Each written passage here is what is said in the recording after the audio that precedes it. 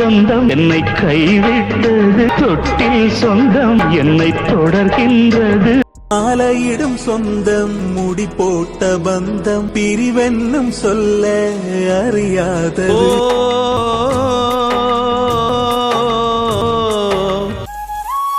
மஞ்சள் மணக்கும் என் நெற்றி வைத்த பொட்டு ஒரு அர்த்தம் இருக்கும் முன்னாலே.